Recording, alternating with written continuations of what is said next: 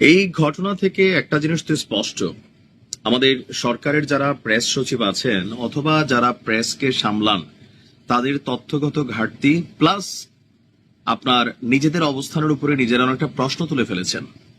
যদি আমরা এটাকে সরকারি সফর হিসাবে মানতাম কখন, যখন ডক্টর ইউনূস যুক্তরাজ্যে যাবার পর সেখান থেকে যুক্তরাজ্য সরকার কর্তৃক ওনাকে রিসিভ করা এয়ারপোর্ট থেকে, তারপর হচ্ছে যে বৈঠকগুলোর কথা আমরা আগে থেকে শুনছিলাম যে 4 দিনের সরকারি সফরে তিনি যাচ্ছেন। একটা প্রশ্ন ছিল যে আসলে এটা কোনো সরকারি সফর না, তিনি যাচ্ছেন যুক্তরাজ্যের রাজা তৃতীয় চার্লসের যে কিংস হারমোনি অ্যাওয়ার্ড যেটা সেটা গ্রহণ করতে যাচ্ছেন ব্যক্তিগত কাজে, এটা সরকারি সফর না। তারপরে আমরা শুনলাম যে সরকারের পক্ষ থেকে জানানো হলো যে যুক্তরাজ্যে গিয়ে যেই মানে পাচারকৃত টাকা যেগুলো আছে, অলরেডি সাইফুজ্জামানের বিরুদ্ধে যে অ্যাকশন আসছে বা আরো যারা বাংলাদেশ থেকে টাকা পয়সা লুটপাট করে নিচ্ছে তাদের টাকাগুলা ফেরত আনবে, এটা নিয়ে যুক্তরাজ্য সরকারের সাথে কথাবার্তা হবে। তো যুক্তরাজ্যে যাওয়ার পরে যুক্তরাজ্য সরকারকে আমাদের সরকারকে ধোকা দিল, নাকি আমাদের সরকারের যেই প্রেস উইং আছেন তারা পাবলিকের কাছে একটু বাড়ায়া চাড়ায়া রং মাখাইয়া কথা বললো? দুইটার তো একটা হইছে। যদি এটা সরকারি সফরই হইতো তাহলে ওইখানে যাবার পর যুক্তরাজ্যের প্রধানমন্ত্রী আপনার আমাদের ডক্টর মোহাম্মদ ইউনূসের সাথে সাক্ষাতে অনীহা প্রকাশ করা, এটা তাহলে কিভাবে মানে হইল? একটা সরকারি সফরের আগে তো প্রোগ্রামগুলোকে সেটেল করা থাকে, তারপর হচ্ছে ওই দেশে যখন তিনি পৌঁছাবেন তাকে ওইখানে রিসিভ করার একটা ইস্যু থাকে। আমরা দেখলাম যে ফ্রান্সের এয়ারবাস কোম্পানির সাথে বৈঠক হলো, যুক্তরাজ্যের নিরাপত্তা উপদেষ্টার সাথে বা যিনি মন্ত্রী আছেন তার সাথে বৈঠক হলো, কিন্তু যুক্তরাজ্যের প্রধানমন্ত্রী কেন দেখা দিচ্ছেন না? তো অবশেষে আমরা যতটুকু বুঝতে পারছি, আমি আমার আগের ভিডিওগুলোতে বলছি, দেখেন যুক্তরাজ্য আজকের দিনে ভদ্র সভ্য একটা দেশ, কিন্তু এদের অতীত ইতিহাস হচ্ছে লুটপাটের। এই বাংলাদেশকে সহ ভারতবর্ষ সহ পৃথিবীর অনেক রাষ্ট্রে তারা ওইসব দেশের সম্পদ লুটপাট করে নিয়ে গেছে, অত্যাচার করছে, জুলুম করছে। এরপর যখন তাদের রাজ্যে টাকা পয়সা সম্পদ বানাই ফেলছে, কৃতদাস প্রথা ছিল, তারপর হচ্ছে দাস প্রথা ছিল, এগুলো কিন্তু তাদের করা। একটা সময় এসা তারা সারা পৃথিবীটারে চুইসা যখন নিজেদের অর্থনীতি শক্ত হইলো তখন পৃথিবীতে তারা ভালো হওয়া শুরু করলো, অনেক জায়গা থেকে দৌড়ানি খাইলো। তো পুরানা কিন্তু একটা ক্যারেক্টার আছে। এখন বাংলাদেশ থেকে যে টাকা পয়সা গুলা মানে যুক্তরাজ্যে গেছে, শুধু যুক্তরাজ্য না, ইউরোপের যে সকল রাষ্ট্রগুলোতে গেছে, আপনার কেন মনে হয় যে ওই রাষ্ট্রগুলা সাইধা সাইধা এসা টাকা পয়সা গুলা দিয়ে দিবে? হয়তো দিবে, কেমন 2-4 অল্প পয়সা মালিক যারা ওই দেশে টাকা পয়সা নিছেন, কিন্তু যারা বিলিয়নস অফ ডলার পাচার করে দিচ্ছেন তাদেরকে গ্রেপ্তার করবে বা তাদের টাকা পয়সা গুলা যুক্তরাজ্য দিয়ে দিবে, কারণ তারা তো নিয়ে বিনিয়োগ করছে ওই দেশে, কলকারখানা, কোম্পানি, ব্যাংক ইনভেস্টমেন্ট অথবা বিভিন্ন ভাবে তারা টাকাগুলা কিন্তু সেই দেশের সরকারের ইকোনমিকে শক্তিশালী করছে, সেই দেশে কর্মসংস্থান তৈরি হয়েছে। সো এই মানুষগুলার টাকাগুলা ফেরত দিয়ে দিবে ডক্টর মোহাম্মদ ইউনূসের চেহারা দেখা, এটা একটা অস্বাভাবিক ইস্যু। আর আমরা যখন দেখছি যে ব্রিটেন সরকারের জোরালো সমর্থন আদায়ের প্রেক্ষিতে স্টারমারের সাথে সাক্ষাতের কথা জানিয়েছিল বাংলাদেশ, তবে তাতে সাড়া দেন স্টারমার। ব্রিটিশ গণমাধ্যম ফিনান্সিয়াল টাইমসের প্রতিবেদনে এই তথ্য সামনে এসেছে। গণমাধ্যমটি থেকে দেওয়া সাক্ষাৎকারে ডক্টর ইউনূস বলছেন, বাংলাদেশ থেকে পাচার হওয়া বিপুল পরিমাণ অর্থ উদ্ধারে সহযোগিতা করা ব্রিটেনের নৈতিক দায়িত্ব, কেননা পাচার হওয়া ওই অর্থের বেশিরভাগ ব্রিটেনই রয়েছে। তবে এ বিষয়ে সাক্ষাৎ করতে রাজি হয়নি আপনার স্টারমা। তার সঙ্গে আমার সরাসরি কোনো আলোচনা হয়নি। তো আলোচনা না হলে একটা সরকারি সফর কারা সেটেল করলো, কিভাবে সেটেল করলো? প্রেস সচিব গিয়া বলল, যুক্তরাজ্যের প্রধানমন্ত্রী আছে কানাডায়। প্রথম দিনই আমরা দেখলাম যে মিথ্যাচার, মানে আসলে এখানে কে কারে ঘোল খাওয়াচ্ছে না, এটাই মাঝে মাঝে একটা প্রশ্নের বিষয় হয়ে যায়। কারণ যুক্তরাজ্যের প্রধানমন্ত্রীকে যুক্তরাজ্যের রাইখা কানাডা পাঠাই দেওয়া, এই বিষয়টা তো একটা বড় ধাক্কা হয়ে গেল। তারপর দ্বিতীয়, ওই যে ওনাকে এয়ারপোর্টে কেউ রিসিভ করলো না। তৃতীয়, কোনো বৈঠক, কোনো দ্বিপাক্ষিক বৈঠক ওইরকম কিছুই দেখলাম না। যেটা দেখলাম কিছুক্ষণ আগে আমাদের প্রধান উপদেষ্টা তিনি কিংস চার্লসের সাথে দেখা করেছেন, রাজার সাথে, সেখানে তিনি অ্যাওয়ার্ড আজকে হয়তো কিছুক্ষণ সময়ের মধ্যে তিনি গ্রহণ করবেন। মানে আলোচনা দুইটা ছিল, একটা ছিল যে ডক্টর ইউনূসের এটা যুক্তরাজ্য সফরটা সরকারি না, তিনি যুক্তরাজ্যের রাজার পার্সোনাল আহ্বানে তিনি পার্সোনালি তার অ্যাওয়ার্ড গ্রহণের জন্য গিয়েছেন। দিন শেষে কিন্তু এটাই এস্টাবলিশ হচ্ছে। এখন আমরা আসলে কাকে দোষ দিব? আমাদের সরকারকে, যে তারা জনগণকে একটা কথাবার্তা বইলা গেল যেটাতে জনগণ খাবে, নাকি আসলে যুক্তরাজ্যের সরকারকে? তবে যুক্তরাজ্যের সরকার দায় এড়াতে পারে না, আর আমাদের সরকারেরও যারা কথা বলেন তারাও কিন্তু দায় এড়াতে পারে না। এখন ফাইনালি একটা অর্জন হবে, সেটা হচ্ছে তারেক রহমানের সাথে বৈঠক। ডক্টর ইউনূস বেসিক্যালি তারেক রহমানের সাথে দেখা করতেই যুক্তরাজ্যে গিয়েছেন, এটাই ফাইনালি এখন এস্টাবলিশড হতে যাচ্ছে। সরকারি সফর টফর কিছুই ছিল না, মানে এখন পরিস্থিতিতে এরকমই মনে হচ্ছে। ভালো থাকে। আসসালামু আলাইকুম। আপনারা জানেন যে লন্ডনে একটা বিশেষ বৈঠক হতে যাচ্ছে ডক্টর ইউনূস এবং তারেক রহমানের মাঝে। এই বৈঠকটা নিয়ে নানান ধরনের ষড়যন্ত্র শুরু হয়েছে এরই মধ্যে। এখানে সরকারের ভেতরে একটা পক্ষ আছে, যেই পক্ষটা দুই দিকে খেলার চেষ্টা করে। এর মধ্যে সবচাইতে বড় কালসাপ হচ্ছে আসিফ নজরুল এবং মনির হায়দার।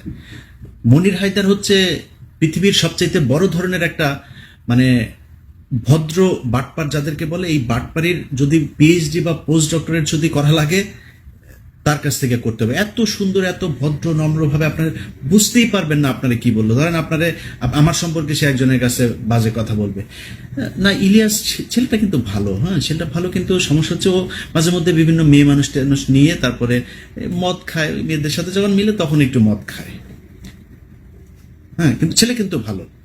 কখনো কারণ আমার কাছে যদি আমি যাকে পছন্দ করি না আমার কাছে জিজ্ঞেস করবেন, আমি ডাইরেক্ট বলে দিই, যা বলা তাকে বলে তারে দিয়ে হবে না। বিশাল গভীর জলের এক মাছ। এরা সব শেষ যখন কিনা সিটি কর্পোরেশনের এই যে গ্যাঞ্জাম হইল। আমি খুব দায়িত্ব নিয়ে বলছি, ইশরাক এই ধরনের ছেলে না যে সে, আপনি আপনারা আজ পর্যন্ত দেখেন না ইশরাকের এই চরিত্র যে জোর করে যায় তালা ভাঙবে, জোর করে যায় নিজেই শপথ নিয়ে তারপরে মেয়র হয়ে যাবে। এই চরিত্র ইশরাকের আপনি জীবনে কোনোদিন দেখেন নাই, এবার দেখেছেন। কেন দেখেছেন? এর পেছনে অনেক কারণ আছে। আমি সবকিছু আপনাদের সামনে মানে বলছিও না, ওইটা নিয়ে ভিডিও করছিও না, যেহেতু আমি এটা ওই আলোচনায় যাচ্ছি না। বাট এই বৈঠকটা হয়েছে উপদেষ্টা পরিষদের। ডক্টর ইউনূস নিজে চান নাই, মানে কেন চান নাই সেটা আবার মানে ইশরাককে পছন্দ করে না, বিএনপির কাউকে বসতে, এই জন্য না, এটা অনেক কারণ আছে। এটার মানে লিগ্যাল অনেক ব্যাপার স্যাপার আছেন। তো এগুলো মিলায় উনি চান নাই যে ওই নির্বাচনটাকে কেন্দ্র করে তারপরে এই কোর্টের রায় অনুযায়ী ও বসুক, উনি চান নাই। তো সিদ্ধান্তটা সব উপদেষ্টারা মিলে নিয়েছেন। এটাকে ইশরাক এবং বিএনপির কাছে গিয়ে আসিফ নজরুল এবং মনির হায়দার এমনভাবে প্লেস করেছেন যে আপনাকে বা তোমাকে বসতে দিতে চাচ্ছে না আসিফ মাহমুদ আর হচ্ছে মাহফুজ আলম। এই দুইজন হচ্ছে তোমার শত্রু, দুই পক্ষকে মুখোমুখি করে দিল। দেখেন এখন এরা যখন জানলো যে হ্যাঁ ও আমার বসতে দিবে না, তখন হচ্ছে হ্যাঁ আমার কথা শুনবে না। বিএনপির পুরো সাংগঠনিকভাবে একদম সর্বোচ্চ জায়গা থেকে ইশরাককে ছাড়পত্র দেওয়া হয়েছে, না এটা আমাদের জিততেই হবে, এইটা দিয়ে দরকারে সরকার পতনে চলে যাব আমরা। মাঝখানে কি হইল? ওইদিকে গোয়েন্দা সংস্থাও পাম দিচ্ছে এই দুই পক্ষকেই, দিয়ে গ্যাঞ্জামটা বাধায় দিল।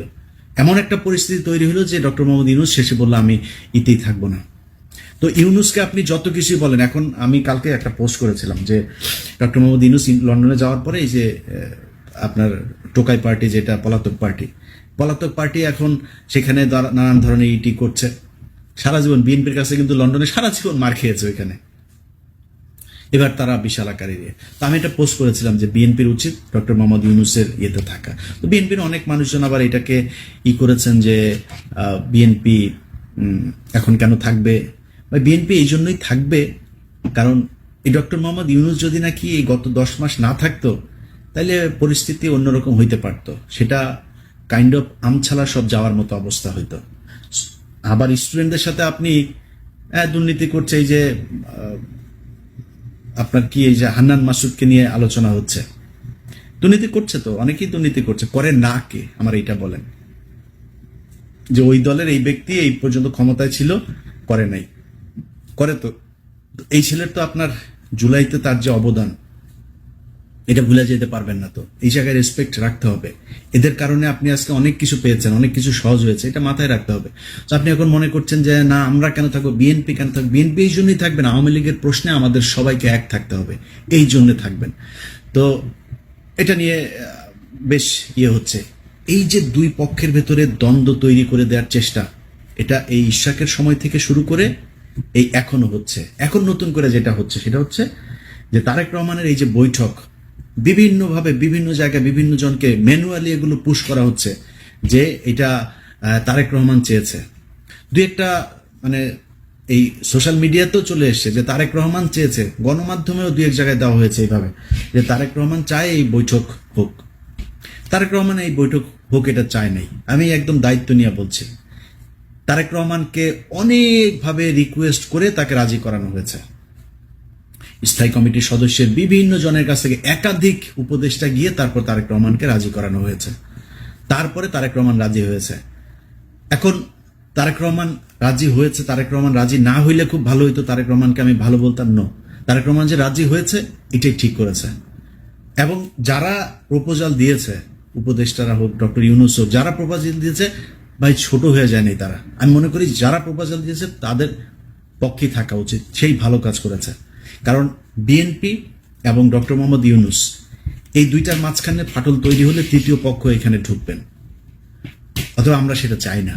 এবং তারেক রহমানকে কালার করার জন্য বা ছোট করার জন্য, তারেক রহমানকে একটু মানে ইগো করে দেওয়ার জন্য, একটু অ্যারোগেন্ট করে দেওয়ার জন্য যে চেষ্টাটা চলছে, আমি মনে করি এই চেষ্টাটা সফল হয় নাই। যে কারণেই বৈঠকটা হচ্ছে এবং আমার মনে হয় ফলপ্রসূ একটা, এই গেল কয়েকদিনে আমাদের যে সংকট ছিল সেই সংকটগুলো আর থাকবে না। তো আমার দুই পক্ষের কাছে অনুরোধ থাকবে যে ভাই, কেউ যদি নাকি বৈঠকের জন্য অফার করে, আবার আর কেউ যদি সেটা অ্যাকসেপ্টও করে, কেউই ছোট হয়ে যায়নি। একটা দেশ চালাইতে গেলেই ডক্টর মোহাম্মদ ইউনূস এখন সরকার প্রধান, তার সাথে যারা নির্বাচন করতে চায় তাদের বৈঠক হওয়া অপমানের কিছু না, এটা হইতেই পারে।